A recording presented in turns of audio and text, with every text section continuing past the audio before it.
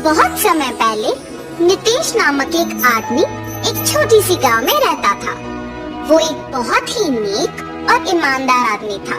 वो छोटी उम्र से ही अपने पिता की तरह मटके में कुल्फियाँ बना के उसके बाद उन पे रंगीले बर्फ भर के उन्हें बेचता था।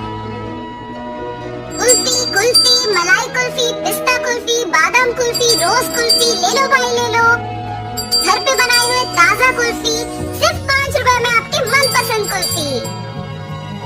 सभी बच्चे उसके जोर जोर से चिल्लाने पर, उसकी बात सुन के उसकी बनाई हुई कुल्फी स्वादिष्ट रहने पर उन्हें खरीदते थे।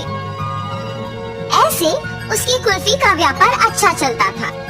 एक दिन जब नितेश कुल्फियाँ बेच रहा था, उसके पास एक बालक आता है। अंकल, जरा ये लेके मुझे एक कुल्फी देना। तुम सोने का चेन के बदले में कुल्फी मांग रहे हो? किसका है ये चेन मेरी माँ का है। उन्होंने मुझे कुल्फी खरीदने के लिए पैसे नहीं दिए, इसीलिए मैंने उनको बताए बिना ये चेन लेके आया हूँ। ये लेके मुझे कुल्फी दे दो। तुम्हारे माँ को बताए बिना ऐसे इतनी महंगी चेन लाना गलत है ना बेटा, ऐसे नहीं करते। ये चेन अपनी माँ को वापस कर दो। मुझे तभी पैसे दो जब तुम्हारे पास है। ऐसे कहके उस बच्चे को कुल्फी देके वहाँ से चला जाता है। मगर जब वो कुल्फी खाते हुए चल रहा था, उसे एक और कुल्फी बेचने वाला दिख जाता है और वो सोचता है, अगर मैं इस अंकल को भी ऐसे ही सोने का चेन दूंगा तो वो पहले अंकल की तरह मना करके मुझे मुफ्त की कुल्फी दे देंगे और मैं 2 कुल्फियाँ खा सकता हूँ। ये ऐसे सोचकर उसके हाथ में रहे कुल्फी को जल्दी से खत्म करके उस दूसरे आदमी के पास जाता है। अंकल अंकल, ये चेन लेके मुझे कुल्फी दीजिए ना। ठीक है बेटा, 1 कुल्फी क्या 2 लेके खाओ। ऐसे कहके बबलू के पास से वो चेन लेके उसे 2 कुल्फियाँ दे के वहाँ से चला जाता है। बबलू अपने दोनों हाथ में कुल्फियाँ देख खुश होके चेन के बारे में भूलकर खाते हुए वहाँ से घर चला जाता है। इतने में बबलू की माँ सोने का चेन ना दिखने पर घर पूरा ढूंढती है और तभी बबलू घर आता है। बबलू, क्या तुमने मेरा सोने का चेन देखा है बेटा? यही पे रखा था। अरे रे, 2 कुल्फियाँ मिलने की खुशी में मैं तो चेन के बारे में भूल गया ना। अब अगर मैं माँ को ये बताऊंगा तो मुझे पक्का डांटेगी। अब मैं माँ से क्या कहूँगा? ऐसे वो मन में सोचता है। क्या हुआ बबलू, मेरे सवाल का जवाब दिए बिना क्या सोच रहे हो? कुछ नहीं माँ, मैंने नहीं देखा। ठीक है, तुम भी मेरे साथ चेन ढूंढो। शायद मैं यही कहीं भूल गई, वो बहुत महंगा है बेटा। ठीक है माँ। और ऐसे बबलू उसके माँ के साथ चेन ढूंढने लग जाता है, जैसे उसे कुछ पता ही नहीं। बहुत समय बाद जब उसकी माँ ढूंढ ढूंढ के चेन ना मिलने पर थकान के मारे दुखी होके बैठ जाती है। बबलू उसकी माँ को दुखी देख सोचता है, उस चेन के खो जाने पर ही माँ दुखी है। मैं माँ को दुखी नहीं देख सकता। चाहे कुछ भी हो जाए, मैं माँ को सच बता दूंगा। ऐसे अपनी माँ के पास जाता है और कहता है, माँ, आपके डांटने के डर से मैं सच नहीं बता पाया। मैं कुछ नहीं कहूँगी बेटा, सच क्या है? माँ, आपने कुल्फी खरीदने के लिए पैसे नहीं दिए ना, तो मैंने आपके सोने की चेन लेके कुल्फी वाले को देकर उससे कुल्फी लिया। 5 रुपए की कुल्फी के बदले में तुमने इतना महंगा चेन दे दिया। ऐसे करना गलत है बबलू, ऐसे फिर कभी मत करना।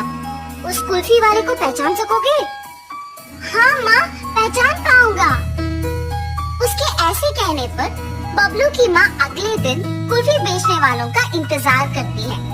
ऐसे दोपहर के समय में नितेश जब उस तरफ आता है तो बबलू की माँ उसके पास जाके कहती है, क्या तुम कल भी यहाँ आके कुल्फी बेचे? जी हाँ। आप ऐसे क्यों पूछ सोच रहे हो? बच्चा अगर भोलेपन में आके तुम्हें एक महंगी चेन के बदले में कुल्फी मांगेगा तो ले लोगे क्या? हाँ, ये आप क्या कह रहे हो? मुझे कुछ नहीं समझ आ रहा। तुम कुछ मत कहो, मेरी ही बेटी की गलती है, इसलिए मैं कुछ नहीं कह रही हूँ। बस मुझे मेरा चेन दे दो और मैं चली जाऊंगी। मैडम, मैंने वो चेन नहीं लिया। मैंने उस बच्चे को कहा भी कि वो चेन उसके घर में वापस लौटा दे। उसने आपको आके नहीं दिया। चेन देना ना पड़े इसलिए झूठ बोल रहे हो तुम? नहीं नहीं, मैं सच कह रहा हूँ। आप अपने बेटे को बुला के पूछिए तो सही। बबलू, बबलू। हाँ माँ। बबलू, क्या यही वो आदमी है जिसको तुमने मेरा सोने का चेन दिया? नहीं माँ। और ऐसे वो अपने माँ को नितेश के साथ जो भी हुआ समझाता है। कल मेरे इस तरफ आने की वजह से ही मुझे सोने का चेन मिला था। काश आज भी ऐसा कुछ हो। ऐसे सोचते हुए उस तरफ जा रहे कुल्फी वाले को बबलू देखता है। माँ, माँ वही वो अंकल है जिन्होंने मुझसे चेन लेके कुल्फी दिया था। कल तुमने मेरे बेटे को कुल्फी देके चेन दिया था ना? वापस कर दोगे कि सबको बुलाऊं? अब ये बच्चा इतना जोर से कह रहा है कि मैंने ही लिया है तो मुझे लौटाना ही पड़ेगा, वरना उसकी माँ सबको बुलाएगी। लालच के मारे यहाँ आना अनावश्यक था। चेन दिए बिना क्या सोच में पड़ गए हो तुम? मुझे माफ कीजिए दीदी। ऐसे वो आदमी उसका गलती मानकर उसके पास की सोने का चेन बबलू की माँ को दे देता है। बच्चे मासूमियत में अगर आके महंगी चेन के बदले में अगर कुल्फी मांगे तो क्या दे दोगे? उन्हें इतना भी नहीं बताओगे कि वो गलत है? उस कुल्फी वाले ने ऐसे ही लालच के बिना मेरे बच्चे को गलती करने से रोका था। आइंदा ऐसे कभी मत करना।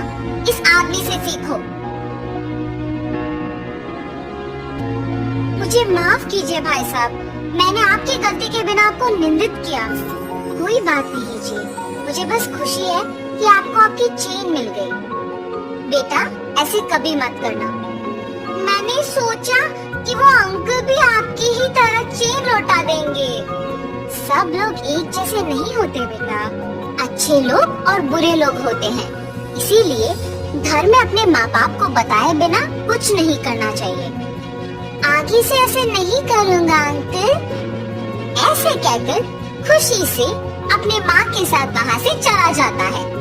तो इस कहानी का नैतिक क्या है?